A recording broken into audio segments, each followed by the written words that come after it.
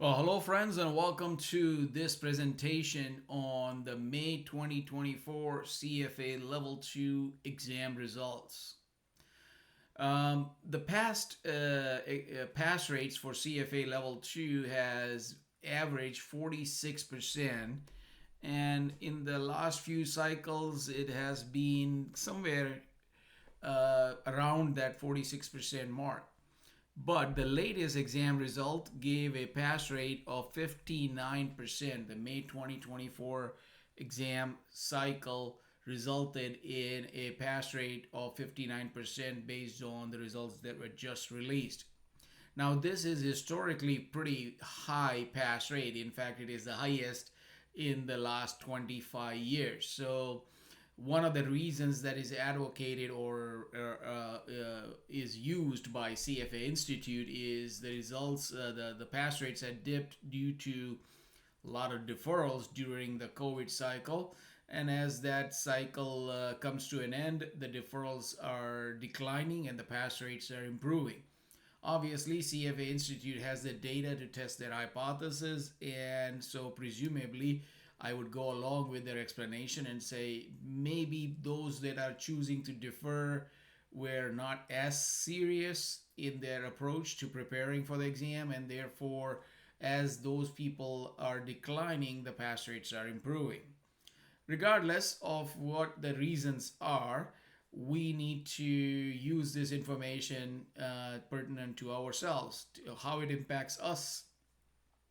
Now, if you took the exam in May 2024, one of two outcomes apply to you. Either you pass, in which case, congratulations. We'll talk about the next steps in just a few seconds.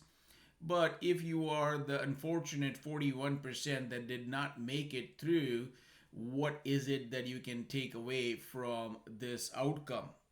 First, you need to evaluate whether you did follow a structured study plan.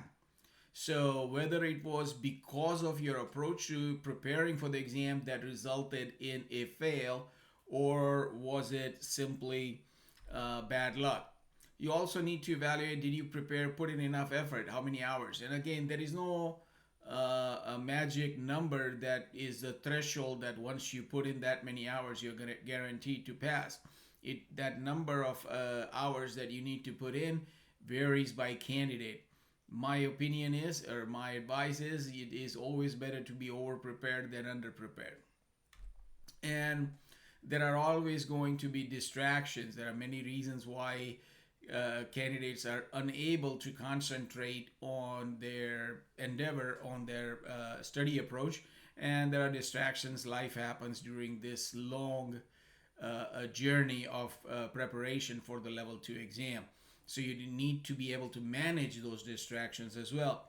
As I mentioned, one of the things is the exam day impact, and that is basically those who are candidates who have actually prepared well, put in the effort, practiced. Practice is the key actually in your preparation process.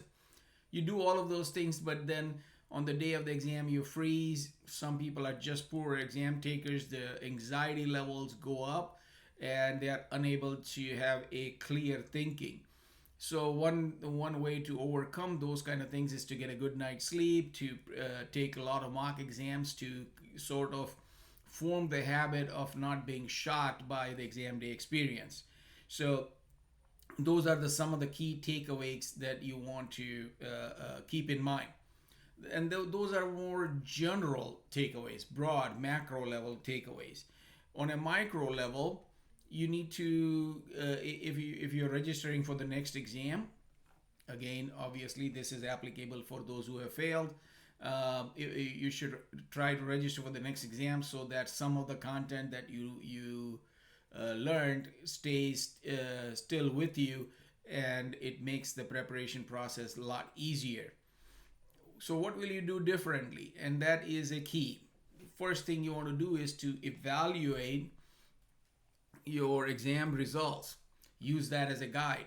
Was it that you underperformed in a few topic areas that dragged down your overall score below the MPS, below the minimum passing score, or you did poorly across the board? If you can identify areas of weakness, you can then solidify those areas of weakness. Again, practice is the key. About half your time should be on practice. Preparation is important, obviously. Learning the material for the first time is important, but practice ensures that you really know what you're supposed to know. That's the key. Perform is taking the mock exams and evaluating your study strategy on an aggregate basis, because you could do very well in your practice when you go through chapter by chapter, but when you get to the end, some of the material that you've learned is vague, is hazy. When you do the mock exam, you'll identify which parts are not so strongly retained by you, and therefore you can reapproach. You can revisit those areas and refresh your memory. So that is your basic idea of trying to overcome this hurdle. Take the information that is given to you, use it to your optimal advantage. Now, for those who passed, congratulations. What is up next? Well, there is one more level to overcome. And after you're done celebrating this wonderful news that you passed the level 2 exam, do a little bit of introspection to determine what strategies work for you, because there are certain study skills that are still applicable when you approach the level 3 exam. So some of the study skills that worked for you, you need to continue to use those skills as you prepare for the level 3 exam. And also, obviously, what are the things that did not work, so that you don't repeat those mistakes. Level 3 is going to now have pathways, so you need to evaluate which pathway is most relevant to your career path that you choose to pursue. So keep that in mind. Do your research before registering for your level 3 exam. And as usual, start it early so it becomes less burdensome and more enjoyable. Because keep in mind, you are in this field because you want to be in this field, and if you really like this field, then learning the material should be pleasurable, should be enjoyable. This is what you want to do, and the curriculum is extremely practitioner oriented, so you will enjoy some areas which you may be already familiar with, but now you are formally incorporating that in your knowledge base.